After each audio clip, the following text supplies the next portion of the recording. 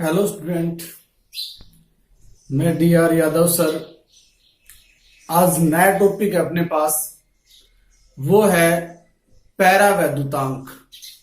Next topic होगा पैरावैद्युतांक। पैरावैद्युतांक, इसको die electric constant भी कहते हैं। कांस्टेंट।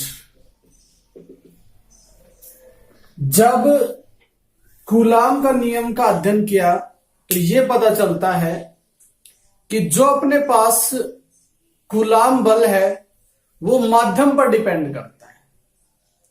अब वो माध्यम कैसा हो उसका अध्ययन करना जरूरी है कि कौन कौन से माध्यमों में इसका मान घट जाता है, कौन कौन से माध्यमों में इसका मान बढ़ जाता है। वैसे भी हम ये देखते हैं कि मान लो आवेश की खोज हमने कर दी।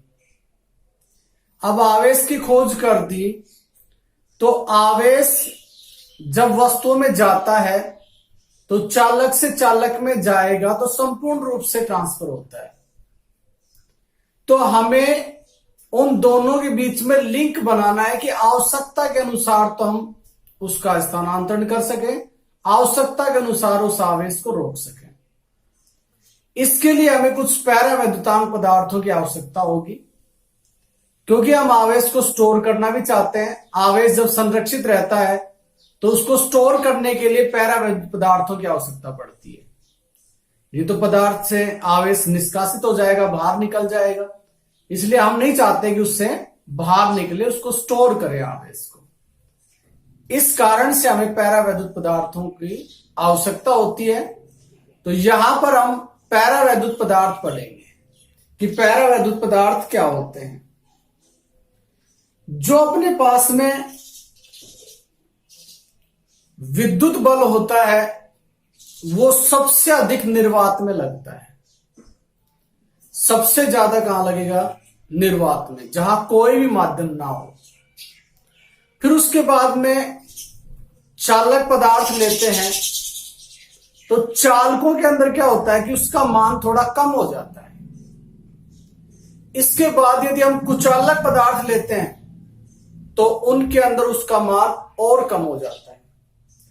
तो इसलिए हम कह सकते हैं अपने पास में कि जो अपने पास में सुचालक माध्यम में यदि बल का मान निकालना है तो वहां पर उसका मान घटेगा, लेकिन सुचालक में क्या होता है कि जितने धनावेश होते हैं उतने क्या होते हैं? ऋण आवेश होते हैं। इसलिए यहां पर कुल बल, विद्युत बल का मान शून्य हो जाता है। तो जो सुचालक होते हैं उनके अंदर कुल विद्युत बल क्या रहेगा? शून्य रहेगा। हां, यदि हम उस पर आवेश उत्पन्न कर देते हैं तो वहां पर जो बल लगेगा वो वायु या निर्वात के कंपैरिजन में कम हो जाएगा, क्योंकि वहां पर माध्यम तो आएगा चालक का कुछ ना कुछ, तो वो भी उसको इफेक्ट करेगा। इस वजह से उसका मान कम हो जाता है। तो इसको देखते हैं ये होता क्या है। तो यहां पर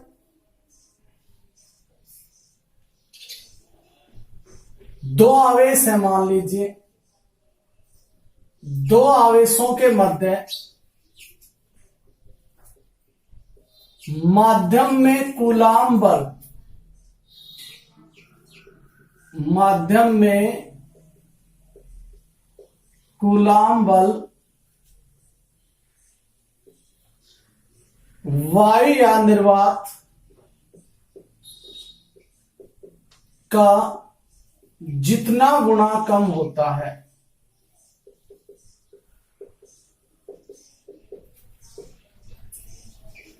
उसे माध्यम का पैरावैद्युतांक कहते हैं। पैरावैद्युतांक कहते हैं।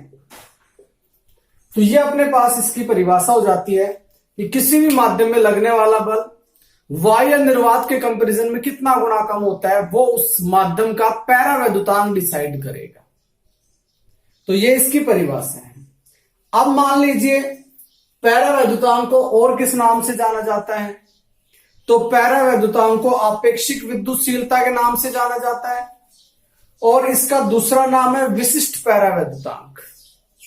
कई बार एग्जाम में आ जाता है विशिष्ट पैरावैद्युतांक किसे कहते हैं, तो इस बात का ध्यान रखना है कि जो अपने पास में पैरावैद्युतांक है उसको आपेक्षिक विद्युतशीलता भी कहते हैं और विशिष्ट पैरावैद्युतांक भी कहते हैं।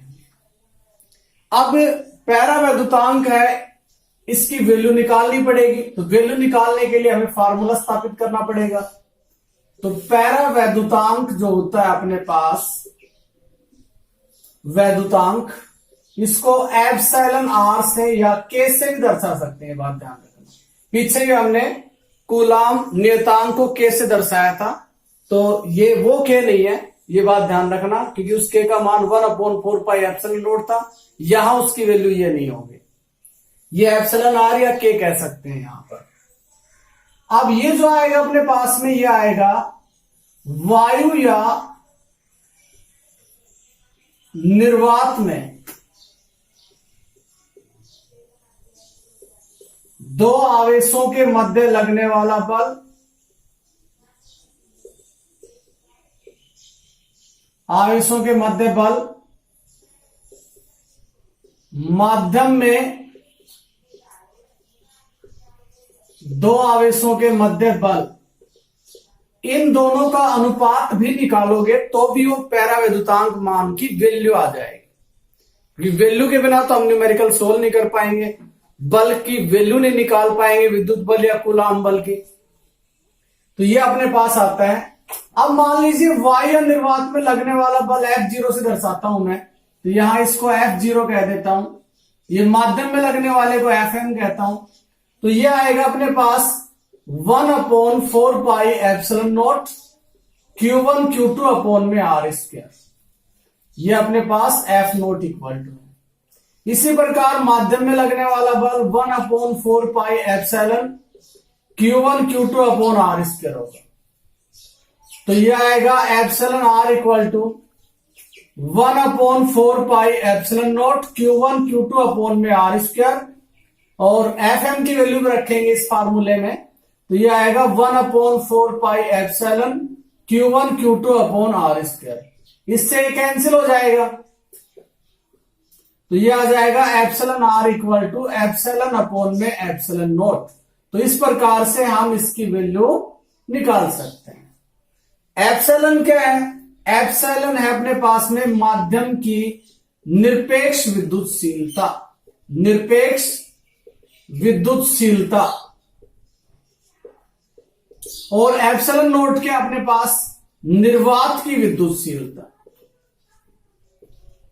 विद्युतशीलता। यहां एक और परिभाषा इसकी बन सकती है कि माध्यम की निरपेक्ष विद्युतशीलता वायु निर्वात की विद्युतशीलता का अनुपात भी पैरावैद्युतांक कहलाता है। अब ये क्या काम आएगा? ये माध्यम के अंदर बल निकालने के काम आएगा, क्योंकि हमने पीछे फार्मूला जो देखा था उस फार्मूले में ये था कि F इक्वल टू माध्यम में बल ये होता है एप्सिलॉन Q1 Q2 अपॉन में R² होता है। अब एप्सिलॉन नोट का मान तो था अपने पास में 8.854 इंटू 10⁻12 है, ये वैल्यू तो थी अपने पास में, और इसकी वैल्यू थी अपने पास में कूलाम स्क्वायर न्यूटन प्रति मीटर स्क्वायर, ये था। लेकिन एप्सिलॉन की वैल्यू नहीं थी माध्यम में, तो एप्सिलॉन की वैल्यू इस सूत्र से निकालेंगे तो यहां से एप्सिलॉन निकालिए, एप्सिलॉन होगा एप्सिलॉन नोट एप्सिलॉन आर। जैसे मैं इस माध्यम में रखूंगा तो ये अपने पास में आएगा, तो ये अपने पास में आएगा 1/4 epsilon naught epsilon R Q1 Q2 upon में R²। ये जो विद्युत बल आया है माध्यम में, ये सभी माध्यमों के लिए वैध है, सभी माध्यमों पर लागू होता है।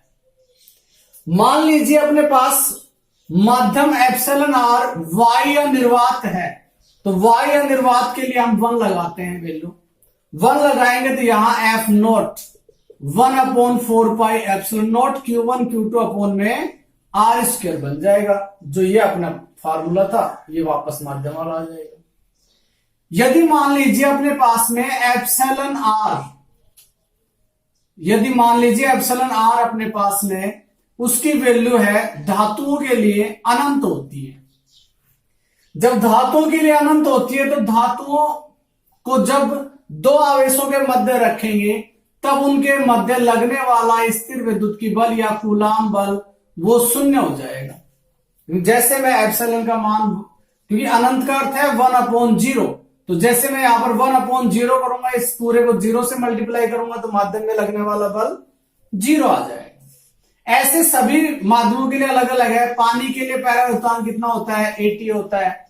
धातु जैसे चांदी, तांबा, एल्यूमिनियम, कुछ भी लगा लो, ये बोर्ड में भी क्वेश्चन आया हुआ है कि चांदी का पैराविद्युतांक कितना होता है, एल्यूमिनियम का कितना होता है। ऐसे बोर्ड में भी क्वेश्चन आए हैं कि एप्सिलॉन आर का मान कितना होगा। तो कोई भी धातु आए अपने पास में, सभी धातुओं के लिए इसकी वैल्यू अनंत होती है। फिर पानी होता है। पानी भी कैसा होना चाहिए? आशुद्ध जल होना चाहिए।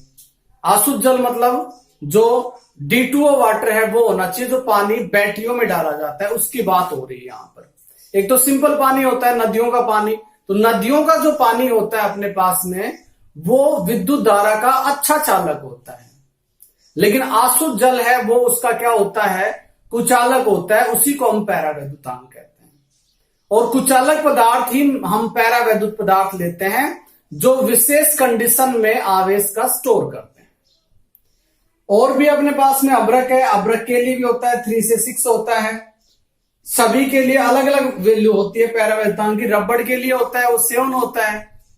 तो ये पैरावैद्युतांक है, इसकी वैल्यू के बिना हम माध्यम में लगने वाला बल डिसाइड नहीं कर सकते हैं, इसलिए हमें इस सूत्र की आवश्यकता होगी। तो ये अपने पास में होता है पैरावैद्युतांक। और पैरावैद्युत पदार्थ कैसे होते हैं? कुचालक पदार्थों को हम क्या कहते हैं? पैरावैद्युत पदार्थ कहते हैं। कुचालक पदार्थ क्या कहलाएंगे? पैरावैद्युत पदार्थ कहलाते हैं। तो ये अपना टॉपिक था पैरावैद्युतांक। अब हम इसके बाद में नेक्स्ट देखेंगे थोड़ा इसमें कि माध्यम और बाह्य निर्वात में बल में क्या संबंध होता है। तो इसी फॉर्मूले की सहायता से देखिए, Fm जो बल होता है माध्यम में लगने वाला, वो बाह्य निर्वात में लगने वाले बल की तुलना में 1/εr गुना कम होता है। माध्यम में लगने वाला बल बाह्य निर्वात में लगने वाले बल का कितना होता है? 1/εr गुना कम होता है। तो ये अपने पास में पैरावैद्युतांक से संबंधित बातें थी जो बहुत ही मोस्ट इंपोर्टेंट है, तुम्हारे काम भी आएंगे। इसके बाद हम आगे कूलाम के नियम से संबंधित एग्जाम्पल करेंगे। अगला एग्जाम्पल नंबर 5 है अपने पास में। समान आवेश वाले दो धनायन परस्पर 3.7 इंटू 10⁻⁹ न्यूटन बल से प्रतिकर्षित होते हैं। मतलब बल दे रखा है, कूलाम बल विद्युत बल है। जब उनके मध्य दूरी भी दे रखी है 5 एंगस्ट्रॉम है, तो हमें कुल कितने इलेक्ट्रॉन की संख्या निकालनी है। तो आवेश नहीं दे रखा है, जाहिर सी बात है, तो हम कूलाम बल की सहायता से पहले आवेश निकालेंगे। पहले दे रखा है उसको लिखेंगे कि अपने पास में दूरी है r इक्वल टू, क्वेश्चन को देखते हैं पहले। समान आवेश वाले दो धनायन है, समान आवेश है, तो मैं यहां पर कहूंगा Q1 equal to Q2 equal to Q। समान आवेश हो गया तो Q के इक्वल हो गया। फिर आगे चलते हैं कि बल, तो बल दे रखा है F equal to 3.7 into 10⁻⁹ newton बल दे दिया। प्रतिकर्षण बल है, क्योंकि दो धनायन को क्या करेंगे? प्रतिकर्षित, तो पॉजिटिव बल है। उनके बीच की दूरी दे रखी है r इक्वल टू 5 एंगस्ट्रॉम। तो 5 एंगस्ट्रॉम, 1 एंगस्ट्रॉम में 10⁻⁻10 मीटर होते हैं। तो ये आ गई अपने पास मीटर में दूरी आ गई। अब बल दे रखा है, तो बल होता क्या है? बल होता है F equal to K Q1 Q2 upon में r², ये बल होता है। बल की वैल्यू मैं यहां पर रखूंगा 3.7 इंटू 10⁻⁹, K का मान रखूंगा 9 इंटू 10⁹। Q1 Q2 की वैल्यू सेम है तो Q² हो जाएगा, और दूरी आएगी अपने पास में 25 इंटू 10⁻, इसको 5 इंटू 10⁻⁻10²। आगे इसको सोल्व करते हैं। 3.7 इंटू 10 की पावर माइनस 9 आएगा, और ये आएगा 9 इंटू 10 की पावर 9 इंटू में क्यू स्क्वायर अपॉन में आएगा 25 इंटू 10 की पावर माइनस 20। ये वैल्यू आ जाएगी। मुझे क्यू स्क्वायर का मान निकालना है, तो मैं यहां पर क्यू स्क्वायर निकालूंगा। इस साइड पहले से कौन है? 3.7 10 की पावर माइनस 9 है। ये इससे मल्टीप्लाई होगा तो ये ऊपर आएगा 25 इंटू 10 की पावर माइनस 20। ये इसके बटे में जाएगा, तो ये आएगा अपने पास में 9 इंटू 10 की पावर 9। अब मैं इसको सोल्व करता हूं, तो पहले मैं 10 की पावर को सोल्व कर लूंगा। ये 10 की पावर है, इनको सोल्व करेंगे। सबसे पहले देखिए 10 की पावर माइनस 20 है, 10 की पावर माइनस 9 है, 29 हो गए। और ये 9 जब अपने पास ऊपर आएगा 29, फिर ये प्लस का ऊपर आएगा माइनस का होगा, फिर 29 माइनस के ऊपर है, माइनस का 9 और आ गया, तो कितने हो गए अपने पास में? ये आ जाएगा अपने पास में 10 की पावर माइनस 38, और ये एज इट इज रहेगा 3.7 25 अपॉन 9।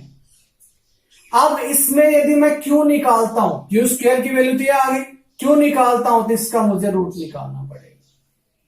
रूट निकालता हूं तो यहां पर आएगा अपने पास में 5 अपॉन में 3।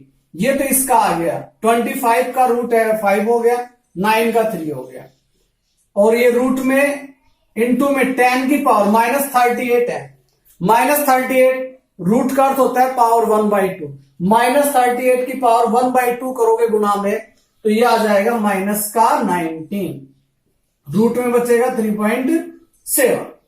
आगे इसको सोल्व करेंगे। 3.7 का रूट जैसे मैं हल करता हूं तो ये आता है अपने पास में 1.92 10 की पावर माइनस 20 ये 19, ये आ जाएगा अपने पास। आगे इसको मल्टीप्लाई करता हूं तो 5 से, तो ये अपने पास में आता है 9.6 इंटू 10 की पावर माइनस 19 अपॉन 3। आगे इसको और सोल्व करता हूं तो ये आता है अपने पास में 3.2 इंटू में 10 की पावर माइनस 19। तो इतनी मात्रा में अपने पास में आवेश आ जाएगा।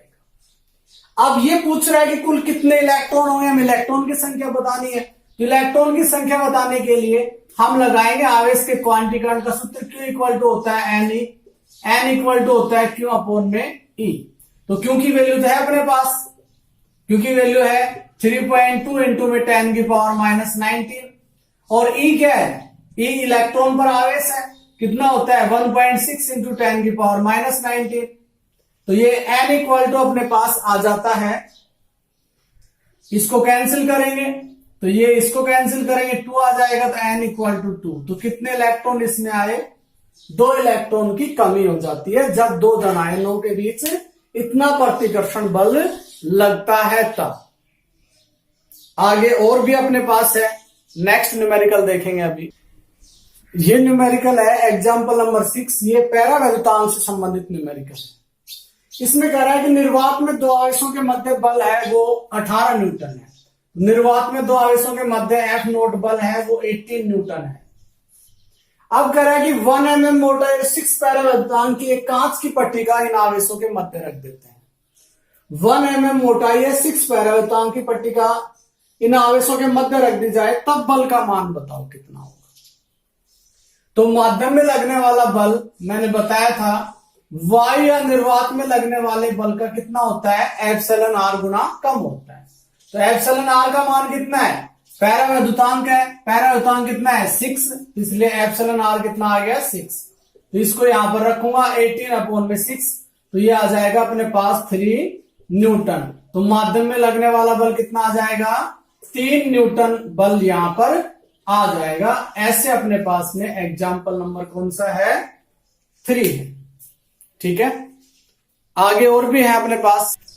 अगला जो क्वेश्चन है वो पाठ्य पुस्तक का है, चैप्टर नंबर फर्स्ट का पाठ्य पुस्तक का न्यूमेरिकल फर्स्ट है। ये न्यूमेरिकल है कि वायु, पहले वायु क्लियर कर दी उसने, वायु में एक दूसरे से 30 सेंटीमीटर की दूरी पर, तो दूरी दे रखी है 30 सेंटीमीटर। पर रखे दो छोटे आवेशित गोलों पर क्रमशः 2 इंटू 10⁻⁷ कूलाम व 3 इंटू 10⁻⁷ कूलाम आवेश है, उनके मध्य बल ज्ञात कीजिए। तो वायु निर्वात में है, तो पहले मैं दूरी लिखूंगा r इक्वल टू है 30 सेंटीमीटर। तो इसको मैं लिखूंगा 30 गुणा 10⁻⁻2 और ये आ जाएगा किसमें, मीटर में, क्योंकि सेंटीमीटर के मैंने क्या बना दिए, मीटर बना दिए। आवेश है, फर्स्ट आवेश है 2 इंटू 10⁻⁷ कूलाम, सेकेंड है 3 इंटू 10⁻⁷ कूलाम। अब वायु निर्वात में लगने वाला बल F0 क्या होता है, K Q1 Q2 अपॉन में R स्क्वायर। K की वैल्यू अपने पास वायु निर्वात में कितनी होती है, 9 इंटू 10⁹। Q1 कितना है, 2 इंटू 10⁻⁷। Q2 कितना है, 3 इंटू 10⁻⁷। R कितना है, R है 30 इंटू 10⁻² स्क्वायर। अब इसको सोल्व करेंगे तो पहले इसको मल्टीप्लाई कर लेते हैं।